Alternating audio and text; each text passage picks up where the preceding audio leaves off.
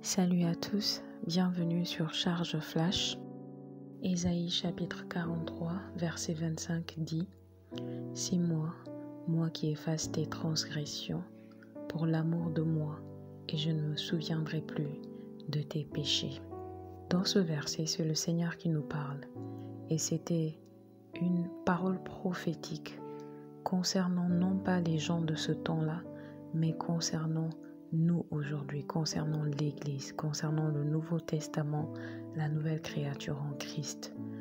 Donc, le Seigneur parlait et il disait, c'est moi qui efface tes transgressions, c'est-à-dire j'efface tes péchés, j'efface tes fautes.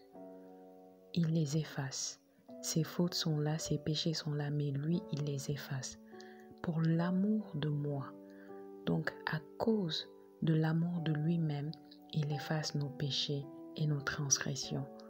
Et il dit, je ne me souviendrai plus de tes péchés.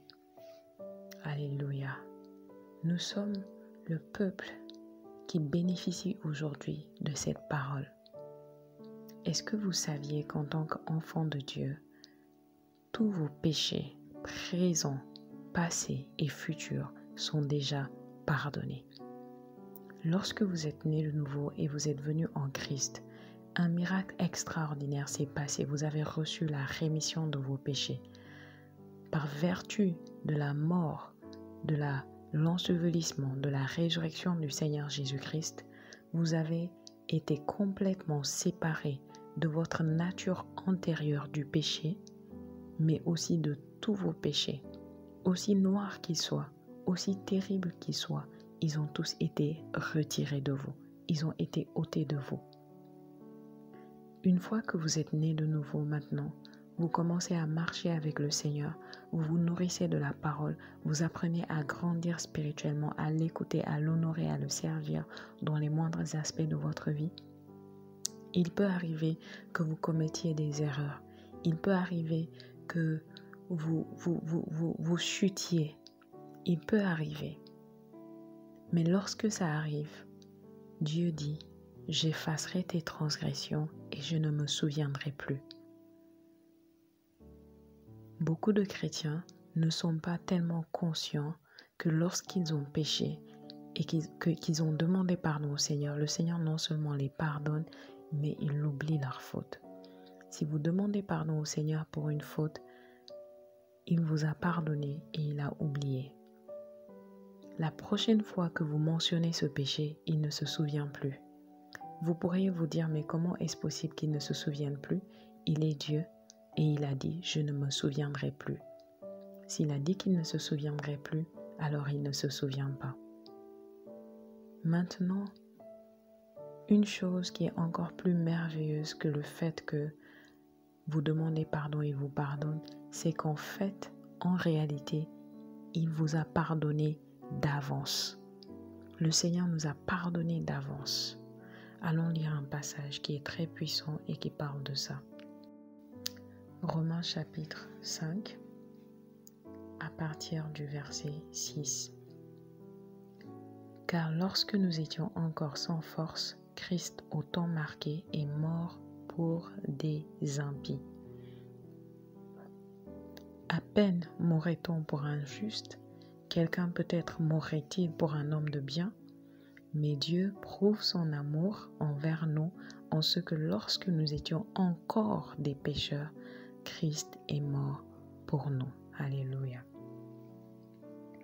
Est-ce que vous avez entendu ça, bien-aimé? Il dit, mais Dieu prouve son amour envers nous en ce que lorsque nous étions encore des pécheurs, Christ est mort pour nous. Parlons de nous aujourd'hui qui écoutons cette parole et qui sommes là vivants sur la terre 2000 ans après la venue de Jésus sur cette terre. Il dit, Dieu a prouvé son amour envers vous, envers moi, en ce que lorsque nous étions encore des pécheurs, lorsque Jésus est mort pour nous, nous étions encore des pécheurs.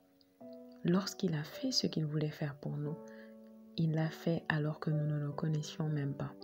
Nous n'étions même pas conscients d'avoir besoin du pardon. Il l'a fait pour nous alors que nous étions encore des pécheurs. Vous savez, il aurait pu dire, j'attends que vous croyiez en moi. J'attends que vous m'acceptiez. J'attends que vous vous comportiez bien. J'attends que tout soit parfait en vous et là, je mourrai pour vous. Mais il ne l'a pas fait. Il a dit non avant même que vous ne me connaissiez, pendant que vous êtes dans le péché. Regardez sur la croix.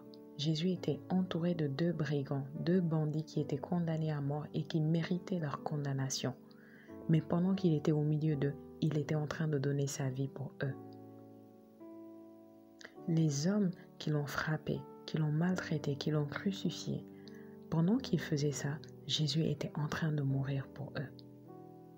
Jésus est mort pour nous d'avance. Ça veut dire quoi? Ça veut dire que tous nos péchés ont été pardonnés d'avance. Tous vos péchés, passés, présents, futurs, ont été pardonnés d'avance.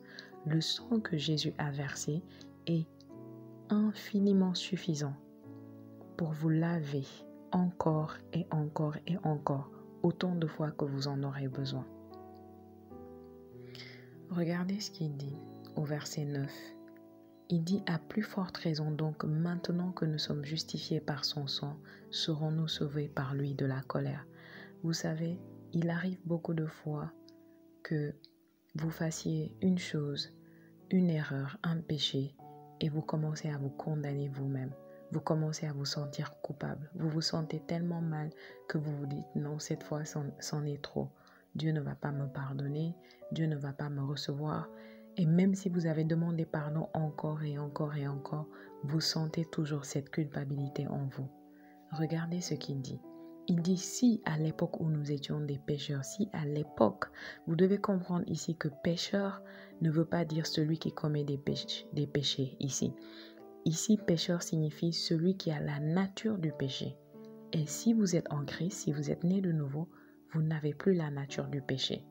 Donc, peu importe ce que vous faites de mal, ça ne fait pas de vous un pécheur parce que le péché est une nature.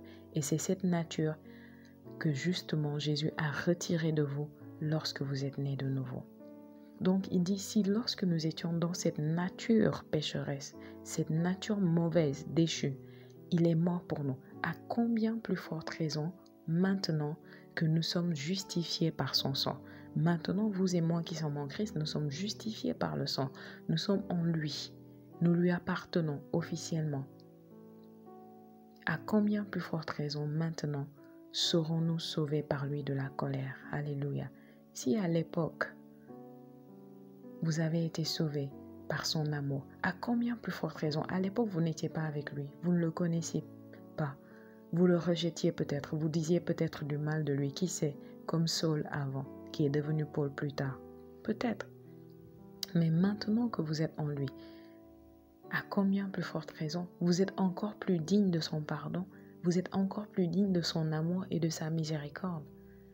Il dit, verset 10, « Car si lorsque nous étions ennemis, avant nous étions ennemis, nous avons été réconciliés avec Dieu par la mort de son Fils, à plus forte raison, étant réconciliés, serons-nous sauvés par sa vie. » Alléluia. Nous étions ennemis et nous avons été sauvés par la mort du Fils de Dieu. Maintenant que nous sommes réconciliés, nous serons sauvés par sa vie. Alléluia. Nous sommes dans une bien plus puissante, avantageuse position maintenant qu'auparavant. Et non seulement cela, verset 11, mais encore nous nous glorifions en Dieu par notre Seigneur Jésus-Christ, par qui maintenant nous avons obtenu la réconciliation. Alléluia. Merci Saint-Esprit. Est-ce que vous voyez ça, bien-aimé? Quelle que soit la faute que vous avez commise, quel que soit le péché, ne restez pas loin de lui. Venez vers lui. Sachez qu'il vous a pardonné d'avance. N'est-ce pas beau de voir l'amour de Dieu, qui est un amour qui est capable de voir dans le futur, d'anticiper vos fautes, vos erreurs et vos péchés et de dire que je décide de te les pardonner d'avance. Je décide d'avance que je vais les oublier une fois que tu les auras commis. Dieu n'est pas un homme. Dieu n'est pas comme vous et moi. Vous savez, nous, les êtres humains, souvent, quand quelqu'un commet une erreur, on s'en souvient encore et encore. Surtout quand ça nous a fait mal.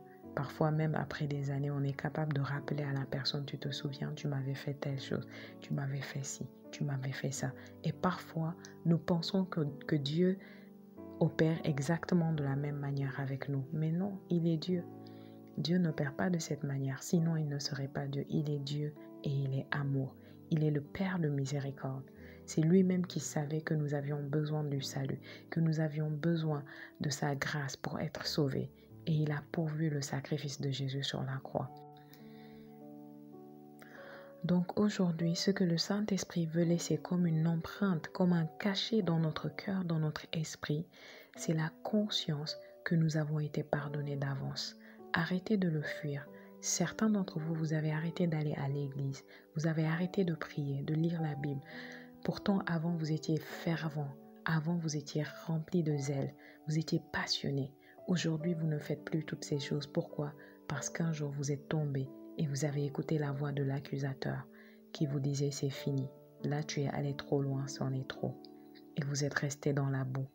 Pourtant, le Père n'a pas changé. Souvenez-vous de l'histoire du fils prodigue. Lorsqu'il était parti et qu'il a dépensé l'héritage de son père avec les prostituées à faire la vie, quand il s'est retrouvé dans une situation tellement terrible qu'il ne pouvait même pas manger la nourriture des porcs, il s'est souvenu de la maison de son père. Et il a dit, oui, je me lèverai et j'irai vers mon père. Et il s'est levé, il est venu vers son père. Et ce qui est extraordinaire, c'est que lorsqu'il venait vers le père, quand le père l'a aperçu, le père n'est pas resté là en attendant qu'il arrive à lui, qu'il se mette à genoux, qu'il s'humilie ou qu'il pleure. Non, le père, dès qu'il l'a aperçu, il s'est mis à courir vers lui. La Bible dit qu'il était ému de compassion. Vous voyez, il était ému de compassion envers son fils. Il a couru vers son fils, il l'a pris dans ses bras. Alléluia. Et c'était une parabole pour nous montrer comment le Père est avec nous. Donc aujourd'hui, j'aimerais parler à un fils prodigue. J'aimerais parler à une fille prodigue. Reviens vers le Père. Reviens vers la maison du Père. Lève-toi, ne reste pas dans cette boue. Le sang de Jésus a été pourvu pour te laver, quelle que soit la saleté de la boue dans laquelle tu es tombé, quelle que soit la profondeur dans laquelle tu es aujourd'hui. Si tu appelles à lui, tu te relèves, tu viens, il va t'accueillir. Il ne va pas te juger, il ne va pas te condamner. Il va te prendre dans ses bras et il va te rétablir sur ton trône de fils de Dieu. Alléluia. Tu as été pardonné d'avance. Il n'attend pas que tu commettes ta faute pour la pardonner. Il t'a pardonné d'avance. Reviens vers lui. Alléluia. C'était Charge Flash avec Mighty Tati. À très bientôt. Que Dieu vous bénisse.